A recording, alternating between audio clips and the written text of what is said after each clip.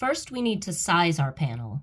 Lately, I've traded traditional sizing mediums like rabbit skin glue for more modern and durable alternatives. Sizing is an isolation coat that protects your panel from VOCs. Traditionally, this was done with a weak glue, like rabbit skin glue, but because conservators have recommended against it, I've since traded up for more modern alternatives, like the Golden Acrylics product I'm using today.